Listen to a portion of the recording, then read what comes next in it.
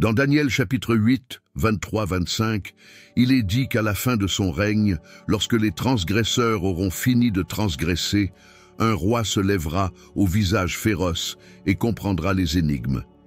Malgré son immense pouvoir, sa force ne lui appartiendra pas. Ce dirigeant procédera à des destructions extraordinaires, prospère dans ses actions en dévastant les puissants et le peuple saint.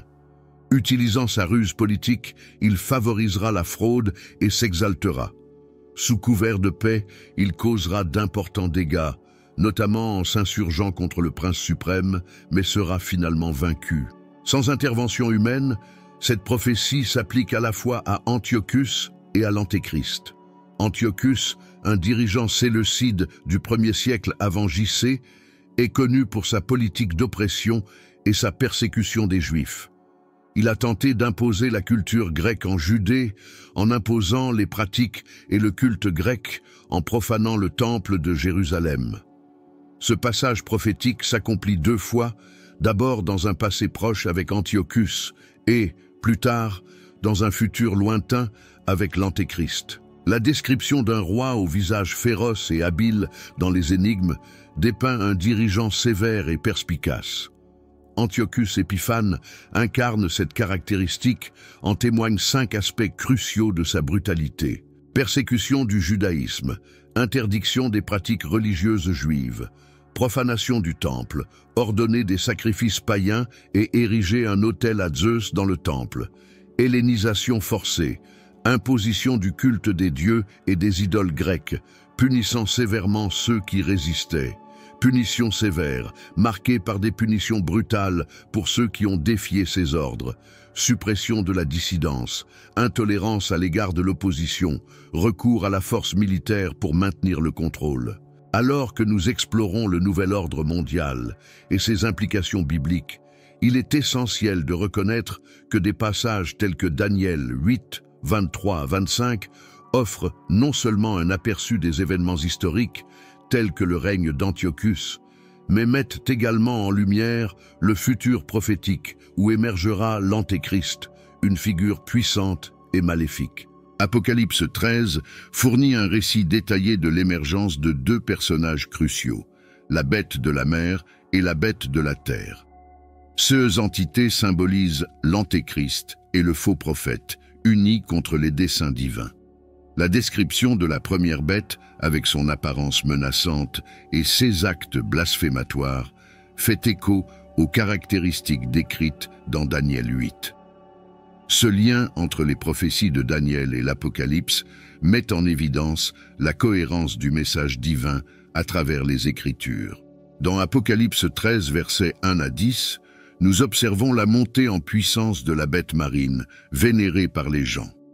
Cette bête est identifiée comme l'Antéchrist, destiné à exercer une autorité politique et religieuse mondiale. La théorie du nouvel ordre mondial suggère qu'à un moment donné, les systèmes politiques mondiaux ne seront plus fragmentés, mais convergeront vers une forme unique de gouvernance et de leadership. Cette conception implique généralement qu'un groupe sélectionné d'élites, associés à des gouvernements, des entreprises ou des organisations internationales, conspirent pour influencer les événements mondiaux et façonner l'avenir dans leurs intérêts. Il est crucial de préciser que le terme « nouvel ordre mondial » n'est pas explicitement mentionné dans la Bible. Cependant, les Écritures offrent un aperçu d'une période où l'Antéchrist exercera un contrôle absolu sur le monde et son système. Des prophéties comme Apocalypse 13 anticipent un avenir dans lequel un individu puissant, lié à un gouvernement mondial dominant, accédera au pouvoir. Les versets 13 à 16 soulignent qu'il imposera à chacun, quelle que soit sa position sociale, une marque sur la main droite ou sur le front. Cet extrait dresse un tableau inquiétant dans lequel l'Antéchrist, par l'intermédiaire de son gouvernement, exige une marque comme symbole de loyauté, contrôlant ainsi la population mondiale. Tous les signes présents dans Apocalypse 13 indiquent clairement que la bête mentionnée fait référence à une personne, l'Antéchrist. Bien qu'étroitement lié à son gouvernement mondial dominant, Ce lien intime entre le leader et son administration souligne l'immense autorité et influence que l'Antéchrist exercera lors de la fin des temps prophétisés.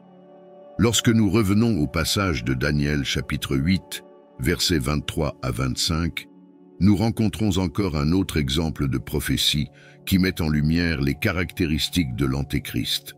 Bien qu'il ait été initialement associé à des événements historiques impliquant Antiochus, ce passage constitue également un présage de la future montée de l'Antéchrist. La description d'un dirigeant à l'apparence féroce et capable de résoudre des énigmes reflète les traits attribués à l'Antéchrist, qui émergera comme une figure puissante et maléfique. Alors que nous explorons les implications bibliques, il est impératif de reconnaître la force du message divin à travers les Écritures.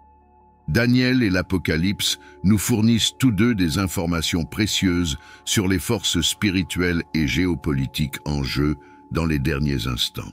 Bien que l'expression « nouvel ordre mondial » ne trouve pas d'écho dans les pages bibliques, l'idée d'un leader mondial au contrôle absolu résonne clairement dans ces prophéties.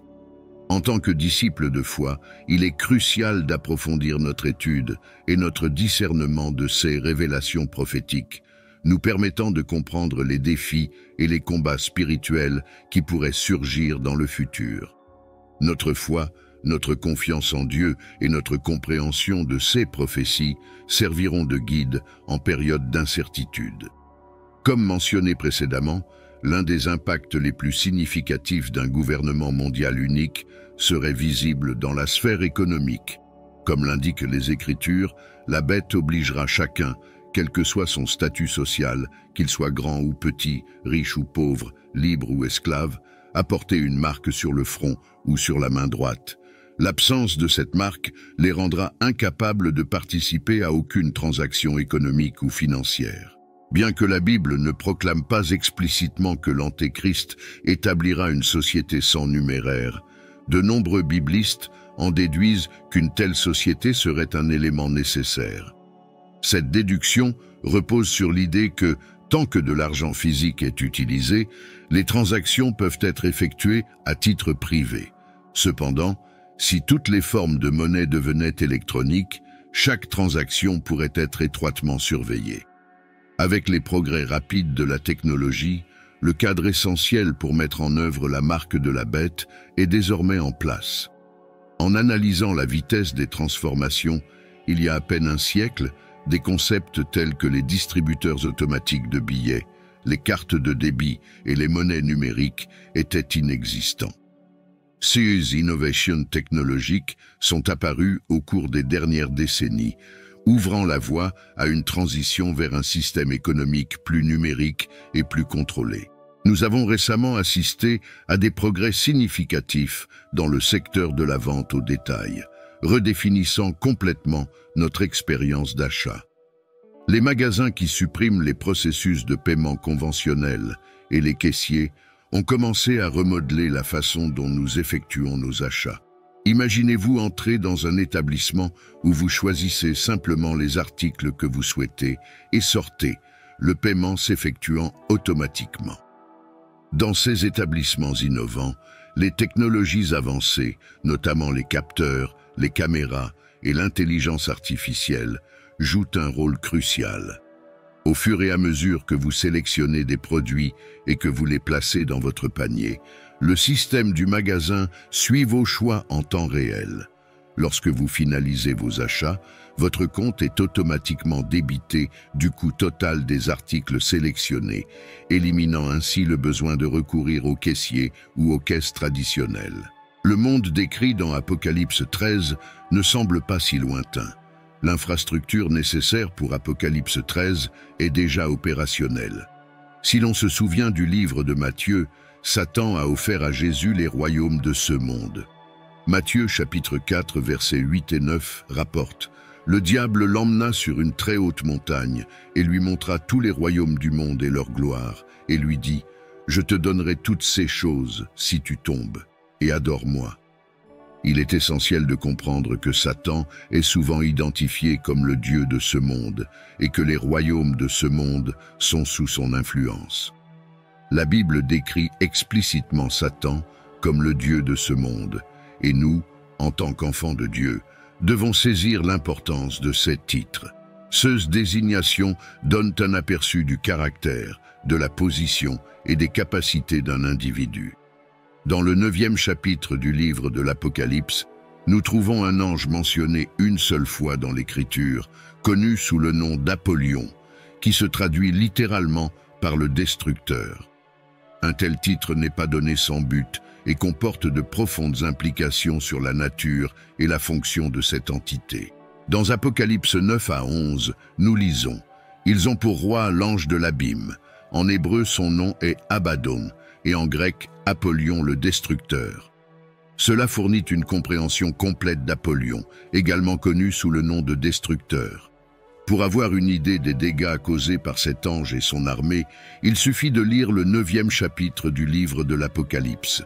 Le niveau de dévastation et de ruine causé par cet ange unique est vraiment choquant, justifiant pleinement le titre de destructeur. Lorsque la Bible attribue des titres à un individu, elle révèle des aspects cruciaux de son caractère et de sa fonction. Dans le cas de Lucifer, décrit comme le Dieu de ce monde dans Corinthiens 2 chapitre 4, cette désignation n'est pas une coïncidence et signale sa domination sur ce monde. Lorsque Satan a offert à Jésus l'autorité sur les royaumes du monde, ce n'était pas une vaine vantardise. Il possédait le pouvoir et l'autorité légitime pour faire une telle offre. Lorsque Satan a proposé à Jésus de contrôler les royaumes terrestres, Jésus n'a pas simplement rejeté cette proposition en disant que ces royaumes n'étaient pas sous la domination de Satan. Au lieu de cela, Jésus a réprimandé Satan, soulignant que le culte devrait être exclusif à Dieu. Cette distinction est fondamentale, car lorsque les gens vénèrent la bête et se soumettent à son règne, ils rendent involontairement hommage à Satan. Sa dévotion peut être dirigée soit vers la bête, soit vers le dragon. Sans le savoir, le diable exerce un pouvoir et une autorité écrasants en tant que Dieu de ce monde. Il a la capacité d'élever les individus dans ce monde, leur donnant des positions de grande influence sur les systèmes terrestres. C'est exactement ce qu'il envisage de faire à l'Antéchrist en lui accordant la domination sur les royaumes de ce monde. À la lumière des temps trépidants dans lesquels nous vivons, il est crucial que nous reconnaissions et comprenions le pouvoir et l'influence de Lucifer, souvent appelé Satan, dans ce monde. En tant que croyants, nous ne pouvons pas sous-estimer la ruse et le mal qu'il exerce sur les peuples et les nations. La Bible nous donne un aperçu profond des ruses de l'adversaire, du grand trompeur qui cherche à corrompre et à détruire tout ce qui est bon et juste. Dans le livre de Daniel, notamment au chapitre 8, versets 2 à 25, nous rencontrons une vision prophétique qui prévoit l'émergence d'un leader dans les derniers jours. Ce dirigeant, caractérisé par une apparence sévère et une compréhension des énigmes, émergera avec un pouvoir immense, mais pas grâce à sa propre force. Il provoquera des ravages et des destructions, y compris contre les puissants et les saints. Grâce à ces politiques astucieuses, il favorisera la fraude et la malveillance. De plus, il sera élevé dans l'orgueil et utilisera un semblant de paix pour tromper beaucoup de gens. Plus important encore, il s'opposera au haut prince, mais sera finalement vaincu sans intervention humaine. Cette prophétie a une dualité, reliant à la fois Antiochus Épiphane dans un passé récent et pointant vers le futur Antichrist. Les deux personnages partagent une caractéristique frappante. Ils représentent un leader malveillant au visage sévère et capable de résoudre des énigmes. La montée au pouvoir de l'Antéchrist, décrite en détail dans Apocalypse 13, reflète celle du dirigeant mentionné dans Daniel chapitre 8, versets 23 à 25, soulignant l'importance de comprendre les forces spirituelles et géopolitiques en jeu dans le monde. Dans Apocalypse 13, nous avons un récit détaillé de l'apparition de deux bêtes, l'une venant de la mer et l'autre de la terre. Ces bêtes représentent deux individus, l'un étant l'Antéchrist et l'autre le faux prophète. Ensemble, ils forment une puissante alliance contre le plan divin de Dieu. Les caractéristiques féroces de la première bête, ses actions blasphématoires et sa capacité à attirer un culte mondial correspondent à celles décrites dans Daniel, chapitre 8, versets 23 à 25. Nous ne pouvons pas sous-estimer le pouvoir et l'influence de Satan dans ce monde. Il est l'architecte de la tromperie et du chaos auquel nous sommes témoins aujourd'hui. En tant que croyants, nous devons rester vigilants et perspicaces, identifier les signes des temps et comprendre le combat spirituel qui se déroule. La Bible nous met en garde contre la tromperie ultime qui balayera le monde lorsque les gens se soumettront à l'autorité de l'Antéchrist, s'inclinant par inadvertance devant Satan. Lorsque Satan a tenté Jésus dans le désert en lui offrant l'autorité sur les royaumes du monde, ce n'était pas une offre vaine. En fait, Satan possède le pouvoir sur les royaumes de ce monde, étant appelé le Dieu de ce monde dans Corinthiens 2 chapitre 4. La tentation était pour Jésus de confier son culte à Dieu, en se rappelant que Satan a le pouvoir d'élever les individus dans ce monde, en leur donnant des positions de grande influence sur les systèmes terrestres. L'Antéchrist, poussé par Satan, se lèvera pour régner sur les royaumes de ce monde, apportant avec lui une tromperie et des tribulations sans précédent. À une époque où les frontières entre le bien et le mal semblent floues, nous devons chercher conseil et discernement dans la parole de Dieu. Nous ne devrions pas être surpris par l'émergence d'idéologies qui déforment le bien et le mal, car ce sont précisément ces pratiques que Satan utilise pour tromper et manipuler. En tant que croyants, notre foi et notre confiance en Dieu doivent rester fermes, et notre connaissance de ces vérités prophétiques nous servira de guide au milieu de l'incertitude. Restons vigilants, prions et maintenons notre engagement indéfectible envers la vérité de Dieu.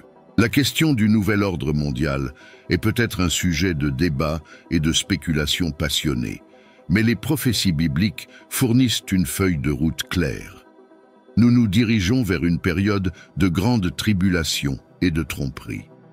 Face à ces défis imminents, il est impératif que nous renforcions notre foi, car notre espoir ultime ne réside pas dans les systèmes terrestres, mais dans le retour glorieux de notre Seigneur et Sauveur, Jésus-Christ. Au milieu de ces défis, garder notre foi ancrée est plus qu'essentiel. Bien que le nouvel ordre mondial soit un sujet de discussions intenses et de spéculations variées, nous devons le considérer à la lumière de prophéties bibliques claires qui nous avertissent d'une période imminente de tribulation et de tromperie. Dans des moments comme ceux-ci, où les frontières entre le bien et le mal deviennent de plus en plus floues, la parole de Dieu constitue une boussole fiable, offrant une orientation et un discernement indispensables. Les Écritures bibliques nous avertissent de ne pas être surpris par l'émergence d'idéologies qui déforment la vérité et inversent les valeurs morales. Ce sont les mêmes tactiques que Satan utilise pour confondre et manipuler. Notre foi et notre confiance en Dieu doivent être inébranlables, et la compréhension des vérités prophétiques nous guidera à travers l'incertitude des temps actuels. Rester vigilants, persévérer dans la prière et maintenir notre engagement envers la vérité divine sont impératifs dans ce scénario difficile. Le concept du nouvel ordre mondial, même s'il fait l'objet d'intenses débats et spéculations, ne doit pas détourner notre attention des prophéties bibliques qui indiquent clairement une période de tromperie et de tribulation. Nous approchons d'une époque où la foi et la résilience des croyants seront mises à l'épreuve comme jamais auparavant. Au milieu de ces défis, il est crucial que nous gardions notre foi en nous rappelant que notre espérance ultime n'est pas ancrée dans les systèmes du monde, mais dans le retour triomphant de Jésus-Christ, notre Seigneur et Sauveur. La promesse de sa seconde venue offre réconfort et courage pour affronter les adversités du présent, en gardant les yeux fixés sur l'éternité et la rédemption ultime qu'il apportera. Par conséquent, alors que nous traversons ces temps turbulents et incertains, puissions-nous le faire avec une foi inébranlable, une confiance profonde et un véritable dévouement à Dieu. Que notre voyage soit illuminé par la lumière de ta parole et guidé par le Saint-Esprit, nous permettant d'affronter l'avenir avec courage, sagesse et la certitude de ta présence constante dans nos vies.